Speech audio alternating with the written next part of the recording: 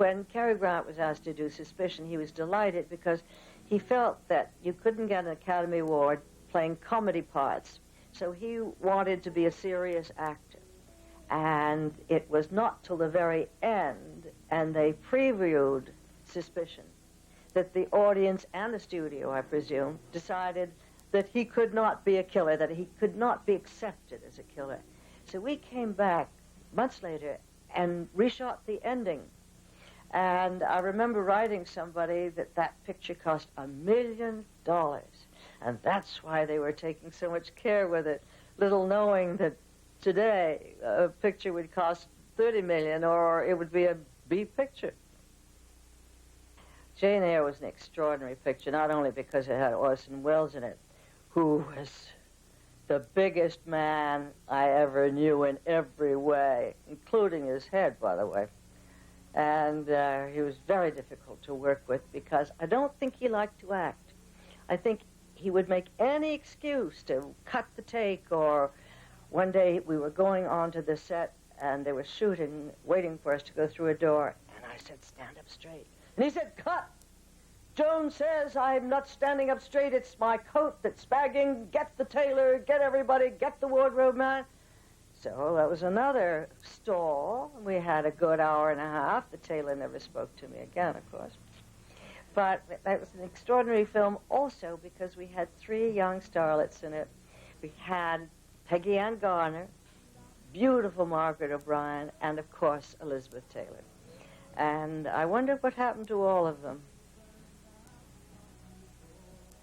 Damsel in Distress, and oh boy, was it rightly titled. I was certainly in distress. I had just had formal ballet lessons all my life, but none of the tap dancing or anything that I was supposed to do with Astaire. And we were on location. Again, it was 110 degrees all the time. And I had to dance in high heels with Astaire. I had to jump over fences and stepping stones and gosh knows what. And I developed some blisters. So it was a 50 blister role for me. And in those days, you didn't dare complain. You just took it. And they were blood blisters, and every time I finished a rehearsal, the nurse would come and put another Band-Aid, which stuck to it, of course, and put my shoe back on, and you went on. That was the way things were. One of the lovely things about the picture, though, since it was George Gershwin's last picture, by the way, we had a marvelous cast. We had Monty Blue and Constance Collier, Reginald Gardner, Ray Noble, the orchestra leader, and Burns and Allen, among other wonderful people. And nobody realized that Gracie Allen had one blue eye and one brown. And we had a wonderful photographer, cinematographer called Joe August. And he used to put one red light, I think we called it an inky dink, right onto the blue eye, so it would turn brown, and so she was matched up. Gungadin, well, it was directed by George Stevens, and everybody was madly in love with George Stevens, including later on Elizabeth Taylor, but Ginger Rogers, Katharine Hepburn, me, a lot of people. And he was inscrutable. He was part American Indian, as a matter of fact, which really made him quite interesting. And when he couldn't think of anything, he would pace up and down, and he would smoke his pipe. And we would delay the film. We would sit around maybe 2 or 3 days in a row. We accused him of having stock in Kodak, as a matter of fact. And one night at a party, I met Carol Lombard, and she'd worked with him, and she said, aha, at last I know what George Stevens is thinking about when he paces up and down and frowns and smokes that pipe. You know what it is? Not a bloody thing.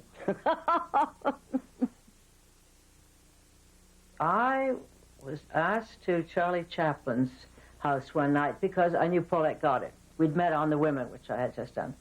And there was a very nice, rather plump gentleman sitting on my right with large glasses on, looking rather like an owl. And I didn't know what to talk about, so I started talking about books. And I said I just read Rebecca, and I thought it'd make a wonderful film. And he said, well, that's very interesting. How would you like to play the part? I'm David Selznick, and I bought it last week. Then, of course, they tested everybody under the sun, from Loretta Young, Susan Hayward, Vivien Leigh, everybody. And I think that Hitchcock and Selznick wanted to be star finders. So they took somebody relatively unknown, and that was it. Laurence Olivier was going with Vivien Leigh at the time and dearly wanted her in the role. And the English colony sort of wanted Dear Viv and Dear Larry to play together. So I got a real cold shoulder. And I was told every day, practically, on Rebecca that I was there under sufferance. And they hardly spoke to me as if I could help it. And actually, it was the greatest help in the world, because it really made me feel insignificant and frightened and an absolute nobody. And their treatment helped me. I often wonder what we're doing here on Earth. And I think my contribution, I hope, will be as an example of a woman who has made it all by herself with practically no help from anybody, who has had no scandal, who has lived a pretty fine and creative and good life. And I hope I've been kind and generous and set a good example for people. And if I have done that, I've done quite a lot.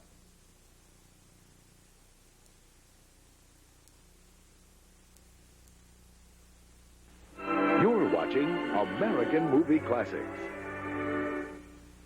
From legendary director Howard Hawks.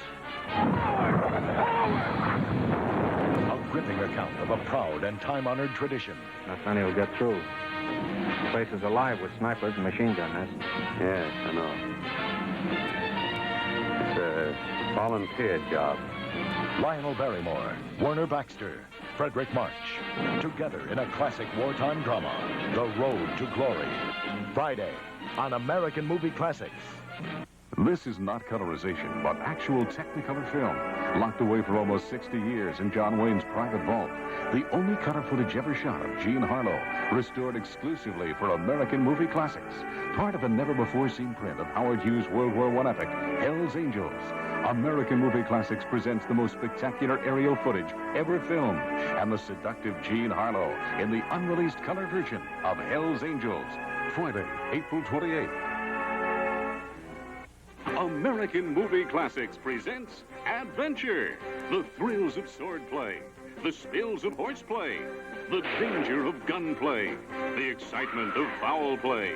Holy Jupiter, this is dynamite. Count on us to cut to the chase and bring you action every step of the way. Gary Cooper couldn't have done it any better. And it's always non-stop with no commercial interruptions.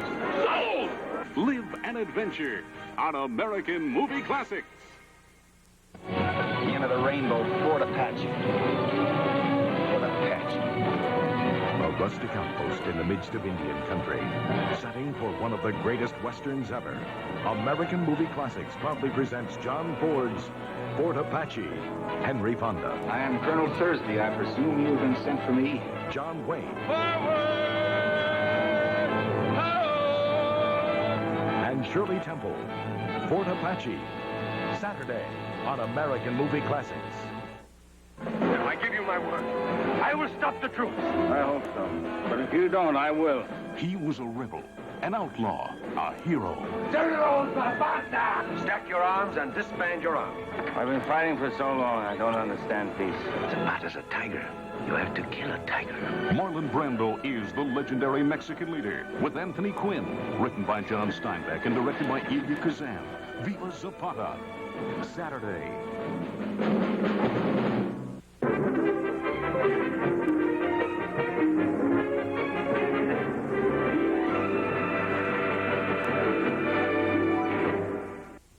We're back, and now it's time to move along to our next feature. It's called Street with No Name. Sounds pretty ominous, isn't it? This is a movie that deals with the fight against crime, and it had the full approval of one J. Edgar Hoover, I'm sure you heard of him, as well as the FBI. Before beginning rehearsals for Street with No Name, Mark Stevens spent time learning many of the physical skills that the FBI agents are required to master. He spent 2 weeks studying with a judo expert so that his scenes at the FBI Academy would look pretty realistic. There's also a 3-minute boxing scene in this movie, which took, I understand, more than 5 weeks to prepare. Stevens worked full-time with a retired boxer by the name of Jack Perry, who put the actor on a schedule which included 2 miles of road work every day, workouts with the punching bag and the jump rope thing, the whole deal at the gym, and an average of 6 rounds of sparring a day. The actual boxing scene, as I say, took 5 full days to shoot. And according to studio publicity, Stevens was hit 734 times. They didn't say anything about what happened to the other guy, but I'm sure, you know, if he told the story, it'd be a terrific one. Since 20th Century Fox enjoyed the full cooperation of the FBI, they were able to add authenticity to the plot by borrowing a lot of incidents from FBI files. They also filmed on location at the Justice Building in Washington, D.C., and the FBI Academy at Quantico, Virginia. Los Angeles locations included the Bureau's Field Division offices and Skid Row on Main Street. Now, second billing in this movie, Street with No Name, went to Richard Widmark, who was appearing in his second film at the time.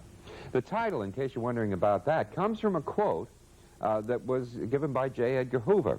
"The street on which crime flourishes is the street extending across America. It is, in his words, a street with no name." And that's how the movie got its name. Let's watch.